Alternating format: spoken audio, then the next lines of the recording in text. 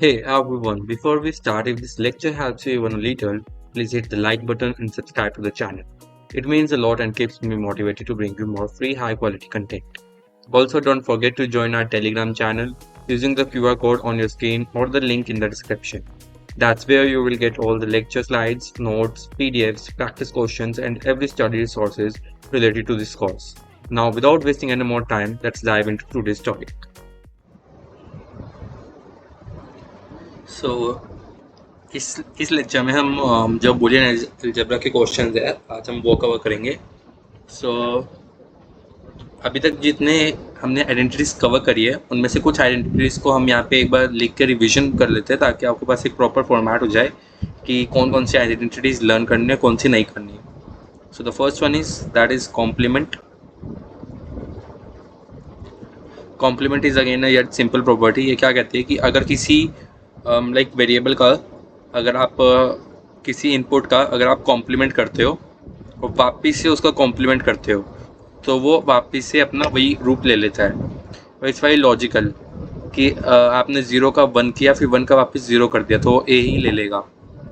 Okay, now complement के बाद second property जो आती है that is of and property, जो क्या बोलती है कि अगर ए को ए के साथ किया तो वो के इसके इक्वल आएगा, ए के इक्वल ही आएगा। अगर ए को 0 के साथ किया तो एंड की क्या प्रॉपर्टी होती है, जो मैंने ब्रह्मास्त्र फॉर्मूला बताया था लास्ट लेक्चर में कि एंड 0 और 1, तो जहाँ पे भी एंड दिख गया और एक 0 दिख गई तो हम क्या लगा देंगे यहाँ पे 0। और अगर ए को 1 के साथ लगा दिया तो 1 इज़ लाइक इंडिपेंडेंट। अब ए इंडिपेंडेंट हो चुका है कि उसकी वैल्यू जो भी आएगी वो ए पे ही डिपेंड करेगी, वो 1 पे डिपेंड नहीं करेगी। अगर ए को ए के कॉम्प्लीमेंट के साथ ही अगर हम करते हैं तो वो किसके बराबर होगा, 0 के। इसका प्रूफ क्या हो सकते हैं यहाँ पे, ए को, और इसको यूँ समझ सकते हैं कि ए है, this is A bar, A is 0 1 तो ए बार क्या हो गया 1 0, और इन दोनों का अगर मैंने एंड लिया तो 0 1 0 0 1 0, तो ए बार हमेशा किसके इक्वल आएगा, 0 के इक्वल। तो वही हमने यहाँ पे लिखा है ए बार 0 के equal. Okay, so the third property that is of or property, ये क्या बोलती है कि अगर a प्लस ए है तो वो किसके इक्वल होगा, a के इक्वल। अगर a प्लस 0 है तो उस केस में a इंडिपेंडेंट हो गया। अगर 1 है तो मतलब एक इनपुट हमने फिक्स कर दिया 1 के बराबर, तो a की वैल्यू कुछ भी आए, एक एटलीस्ट एक 1 तो मिलेगी हमें, और एक भी 1 मिल जाता है तो और हमें क्या देता है 1। और अगर a प्लस ए बार होगा तो यहाँ पे अब 0 नहीं, यहाँ पे 1 होगा। क्यों होगा, क्यों ए बार, अगर ए की वैल्यू 0 है तो ए बार 1 हो गया, ए की वैल्यू 1 है तो ए बार की वैल्यू क्या होगी 0। अब यहाँ से रिजल्ट क्या आएगा मेरा, अब मैं इसके बीच में और लगा रहा हूँ, ए प्लस ए बार कर रहा हूँ मैं कैलकुलेट। तो ए प्लस ए बार कैलकुलेट कर जब मैं कर रहा हूँ तो प्रॉपर्टी क्या बोलती है और की, कि भाई अगर मेरे को एक बार भी 1 मिल जाएगा तो मैं क्या दे दूंगा 1। अब यहाँ पे हमें एक बार 1 मिल गया है तो यहाँ क्या आएगा 1, और यहाँ पे भी हमें एक बार 1 मिल गया तो क्या आएगा 1। सो इसलिए ए प्लस ए बार किसके इक्वल होता है हमारा 1 के equal. The fourth property is distributive property, जिसमें ए प्लस बी सी है तो वो किसके इक्वल हो जाएगा, ए प्लस बी और ए प्लस सी के। अगर ए बी प्लस सी है तो वो किसके इक्वल हो जाएगा, ए बी प्लस ए सी के। अगर ए प्लस ए बार है तो किसके इक्वल हो जाएगा, ए प्लस बी के। अब इसको अभी हम आगे प्रूव करेंगे, ओके, कि क्यों होता है ये। और अगर ए बार प्लस ए बी हुआ तो किसके इक्वल हो जाएगा, ए बार प्लस बी के। अब इसका प्रूफ निकालते हैं हम यहाँ पे। अगर ए बार प्लस ए बी है तो उसको मैं कैसे लिखता हूँ, ए बार प्लस ए, डिस्ट्रीब्यूटिव प्रॉपर्टी लगा के मैंने ए बार को ए के साथ भी भेज दिया और मैंने किसके साथ भेज दिया, बी के साथ। ओके, अब ए बार प्लस ए किसके इक्वल हो गया, अभी हमने यहाँ से देखा था, this is A bar plus A, A bar plus A किसके इक्वल है 1 के इक्वल। तो 1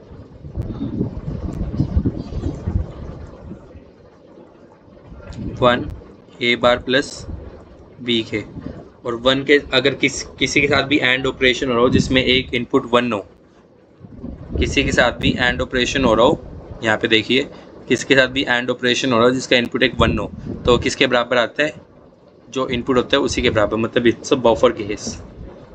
ओके, बफर। तो यहाँ पे क्या आउटपुट आ जाएगा, A bar plus B. Okay, now the third last property is of De Morgan's. De Morgan's क्या बोलती है कि ए प्लस बी का होल बार है तो किसके इक्वल हो जाएगा, ए बार के अलग बी बार के अलग, पहले और था अब एंड आ जाएगा, अगर पहले एंड था तो अब क्या हो जाएगा, वो और हो जाएगा। So this is the De Morgan's property. So अगर आप इतनी भी प्रॉपर्टी याद कर लेते हो it's very sufficient for you. Now अब हम एक थ्योरम करेंगे जिसको हम बोलते हैं रिडंडेंसी थ्योरम। रिडंडेंसी थ्योरम, इसमें क्या होता है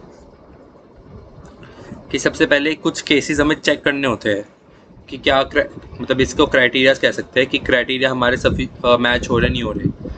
अगर हमारे क्राइटेरिया सारे मैच होते हैं तभी हम ये थ्योरम अप्लाई कर सकते हैं, वरना हम अप्लाई नहीं कर सकते। अगेन रिडंडेंसी थ्योरम किसके लिए यूज होती है, use for simplification of Boolean expression. Okay,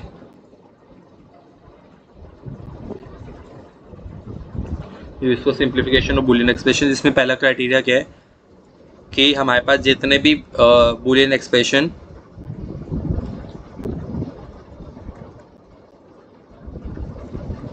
should consist of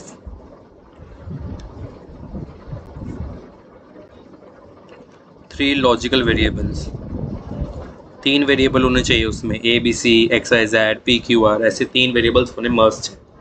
okay, second case, second criteria इसमें क्या है कि one of the variable should be complimented,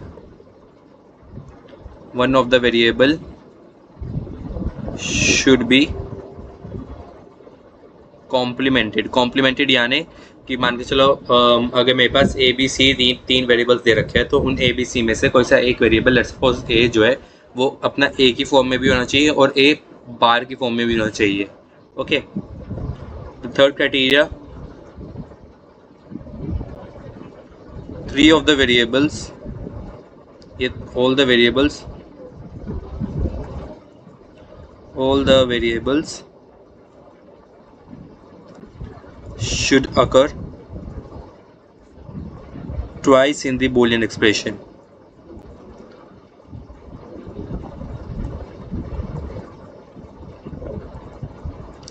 and last क्या रिजल्ट, तो अगर ऊपर के तीन हमारे सेटिस्फाई हो रहे हैं क्राइटेरियाज तो हमारा रिजल्ट क्या आएगा कि take out the complemented variable, मतलब जिस वेरिएबल का कॉम्प्लीमेंट एग्जिस्ट कर रहा है बूलियन एक्सप्रेशन में, रिजल्ट में सिर्फ वो वही एक्सप्रेशन रहेंगे जिनमें वो वाला वेरिएबल होगा। ओके, एक एग्जांपल के थ्रू करते हैं।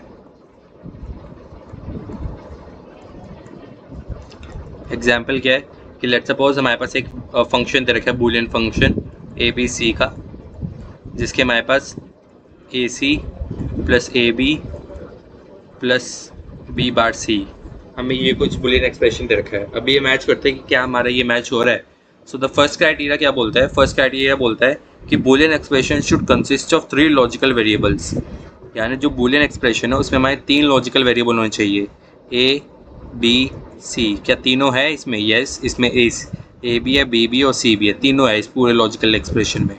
ओके, नाउ सेकंड क्या बोलते हैं हमारा सेकंड क्राइटेरिया कि one of the variable should be complimented, एक वेरिएबल हमारा कॉम्प्लीमेंटेड होना चाहिए। अब इसमें ए जो है ए एग्जिस्ट कर रहा है, सी एग्जिस्ट कर रहा है, बी जो है वो बी का कॉम्प्लीमेंट हुआ है, यानी बी एक ऐसा वेरिएबल है जो खुद भी एग्जिस्ट करता है और साथ में उसका कॉम्प्लीमेंट यानी बी बार। हम नोट को बी बार की फॉर्म में लिख सकते हैं या फिर इसको मैं इस फॉर्मेट में भी लिख सकता था, A C plus A B plus B bar C. दोनों का मतलब सेम है, या तो बार लगा दो या ये पोस्ट ऑफिस लगा दो, सेम मतलब है। ओके, नाउ आगे क्या है, one of the variable should be complimented, it's done, yes ये भी है, कॉम्प्लीमेंटेड वेरिएबल भी है। All the variable should occur twice in the Boolean expression, Boolean expression में सारे वेरिएबल्स दो बार आने चाहिए, यानी ए ए 2 बार आ गया, सी 2 बार आ गया, बी 2 बार आ गया। ओके, तो मतलब थर्ड क्राइटेरिया भी हमारा क्या हो रहा है, सेटिस्फाई हो रहा है। तो रिजल्ट क्या आएगा, result take out the complement variable. जो हमारा कॉम्प्लीमेंटेड वाला वेरिएबल है वो कॉम्प्लीमेंट वेरिएबल ले लो। तो यहाँ से हम डायरेक्टली रिजल्ट लिख सकते हैं। रिजल्ट क्या आएगा, अब कॉम्प्लीमेंट वेरिएबल ले लो। कॉम्प्लीमेंट वेरिएबल कौन सा था हमारा, बी। ओके, यहाँ पे हमारा कॉम्प्लीमेंटेड वेरिएबल कौन सा है, कॉम्प्लीमेंटेड वेरिएबल का मतलब क्या हो गया हमारा, कि ऐसा वेरिएबल जिसका कॉम्प्लीमेंट भी एग्जिस्ट करे, वो कौन सा हमारा यहाँ पे बी। तो जिन जिन एक्सप्रेशन में बी होगा वो एक्सप्रेशन नोट डाउन कर दो। अब ए सी है, इसमें हमारा बी जो है वो नहीं है, ठीक है, तो हम इसको नहीं लेंगे। A B, yes, A B को लेंगे। बी बार सी, यस, इसको भी लेंगे। तो हमारा रिजल्ट क्या बन गया, A B plus B bar C. So this is the final result. मतलब आफ्टर सिंप्लीफिकेशन हमारा इस बुलियन एक्सप्रेशन को हमने इसमें कन्वर्ट कर दिया। अब प्रूफ क्या है इसका, प्रूफ भी कर देते हैं कि हमारा फंक्शन है ए बी सी, वो है A C plus A B plus B bar C. Okay, now अब इसका प्रूफ कैसे कर सकते हैं,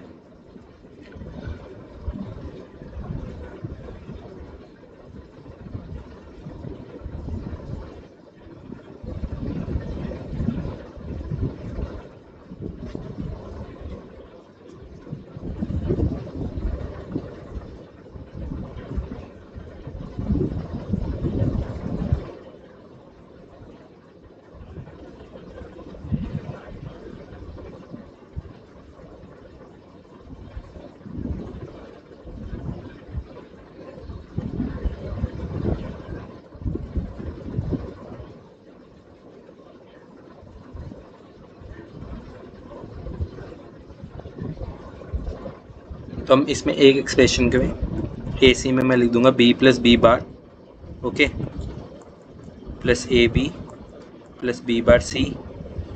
यहाँ से मैंने क्या किया, आगे इसको मल्टीप्लाई किया, A B bar C plus A B plus B bar C.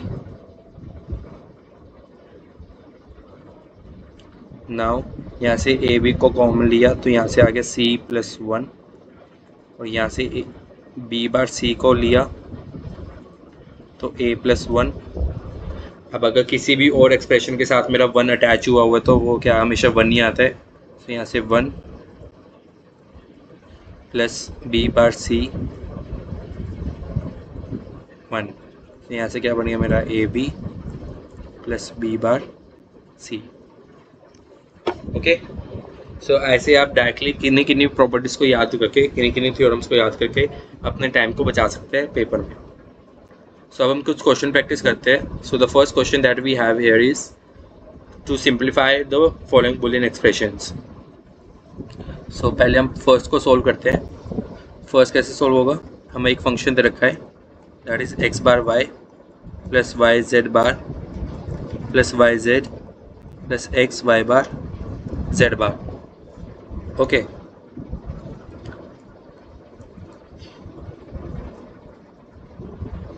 Yes.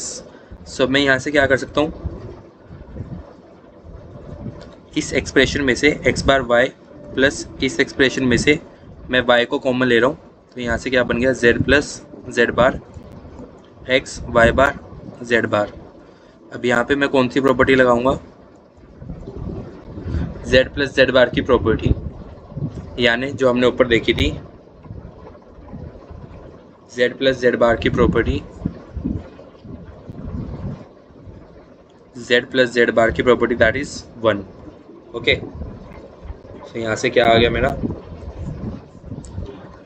It comes out to be 1 plus X Y bar Z bar.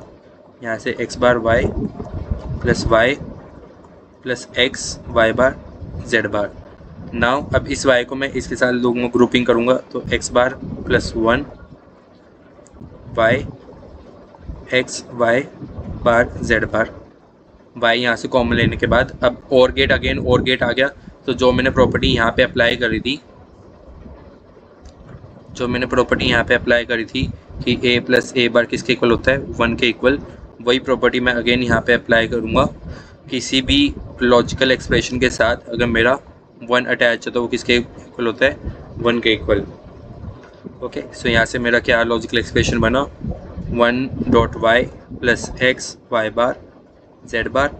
यहाँ से क्या एक्सप्रेशन आया, Y X Y bar Z bar. So this is your logical expression after simplification. Okay, now the second part is a b bar c plus bd plus a bar b bar c। अब यहाँ से आप थोड़ा इसको लंबा भी, अगर लंबा लेके जाना चाहते हैं तो लंबा भी कर सकते हैं। जैसे कि मैं पहले a बार b, मतलब इसको इंटरनली मल्टीप्लाई कर दूंगा।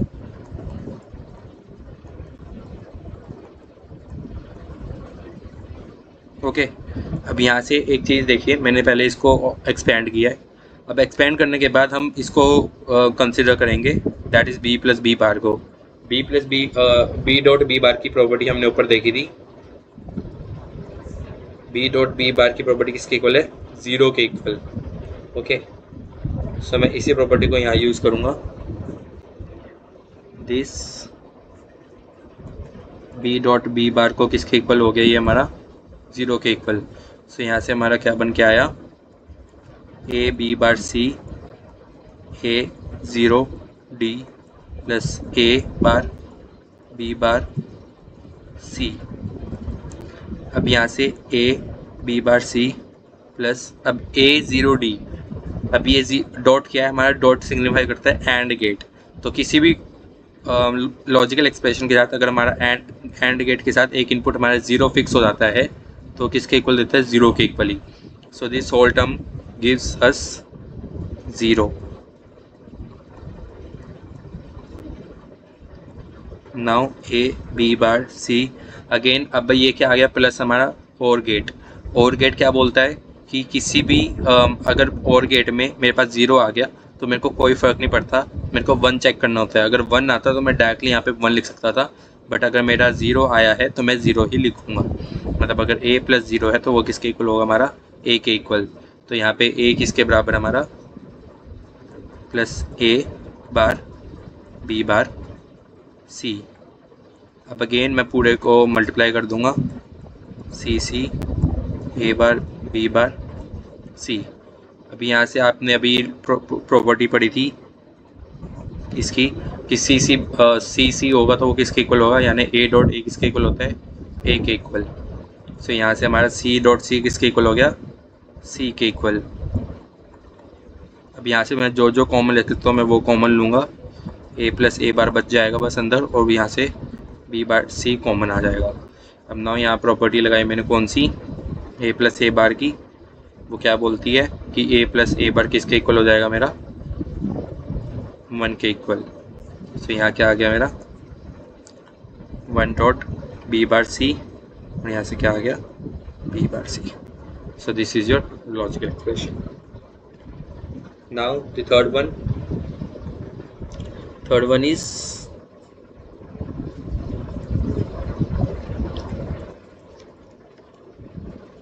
xy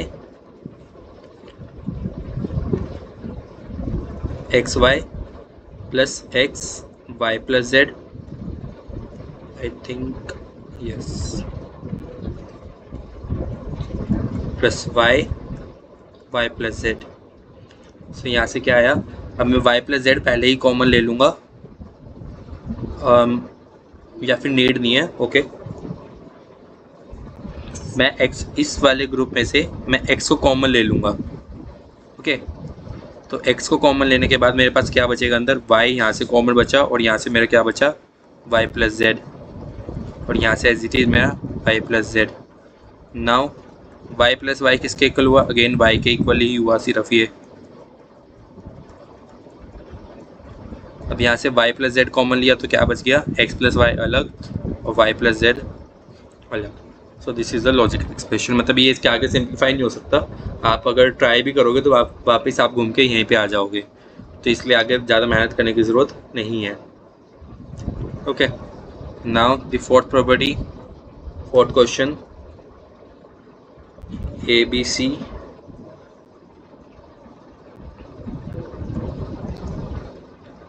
A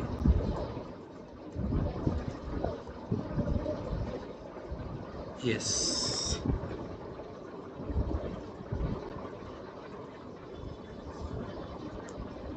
So आप अब इसको एक्सपेंड भी कर सकते हैं। यहाँ से पहले मैंने इसको किया एक्सपेंड, a प्लस ए आ गया, देन ए बी बार आ गया, देन ए सी आ गया, B A, B B bar, B C, C A, C B bar, C C, और आगे का expression as it is same, A plus B plus C bar.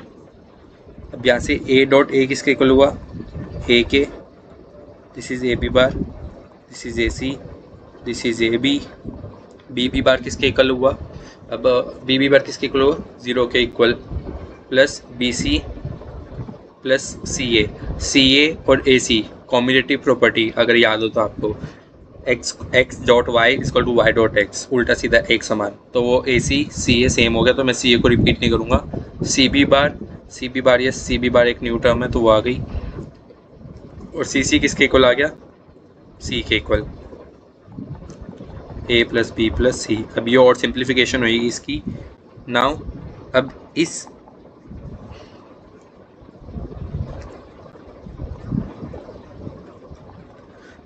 A B bar और इस A B इसको लेंगे हम, और इसमें से एक को कॉमन लिया तो अंदर क्या बचा, बी प्लस बी बार। ऐसे ही इस ए सी, ओके सो ए सी की टर्म नहीं है हमारे पास, यहाँ से ए सी, ज़ीरो हम नेगलेक्ट कर देंगे क्योंकि और गेट में हमारा ज़ीरो का कोई काम नहीं होता। और गेट में क्या होता है हमारे पास प्रॉपर्टी कि अगर a प्लस 0 तो किसके इक्वल आता है, a के इक्वल, यानी 0 की कोई सिग्निफिकेंस नहीं होती, जो भी आप इनपुट दोगे वही हमारा आउटपुट आ जाएगा। और यहाँ से again b plus B bar और c को यहाँ से क्या कर लिया कॉमन, और c।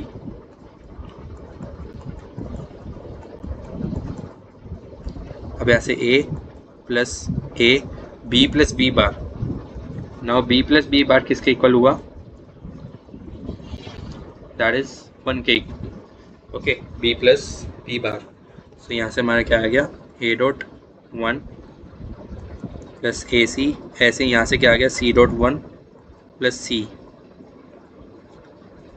यहाँ पे a plus B plus C bar. Now यहाँ से क्या आया a, अब किसी के साथ भी अगर 1 लगा हुआ है, किसी एंड गेट में किसी के साथ 1 लगा हुआ है तो उसका क्या मतलब हुआ कि 1 की कोई इंपॉर्टेंस नहीं रहती, जो आप इनपुट दोगे वही हमारा आउटपुट आ जाएगा। सो यहाँ से हमारा क्या आ गया, ये a dot 1 is a again, ऐसे ही A C plus C, A plus B plus C bar. Now अब आगे क्या करेंगे हम इसको,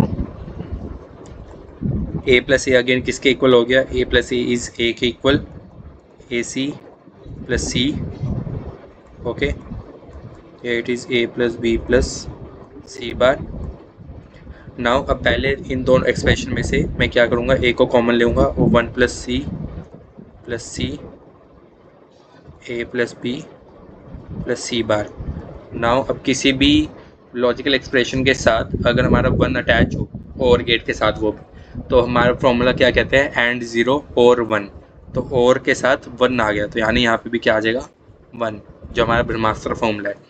तो किसी लॉजिकल एक्सप्रेशन के साथ 1 आ जाए तो वो किसके इक्वल होता है, 1 के इक्वल, तो a डॉट 1 और a डॉट 1 किसके इक्वल हो गया, a के इक्वल, तो यहाँ से a प्लस सी।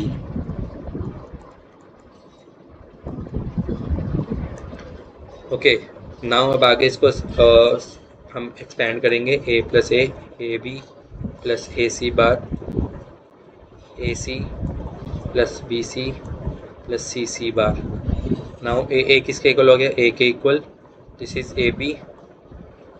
अब ए सी बार और प्लस ए सी में से हमने किसको कॉमन लिया, a को कॉमन ले लिया, तो c प्लस सी बार बच गया, okay B C plus C bar किसके इक्वल हो गया हमारा, 0 के इक्वल, ओके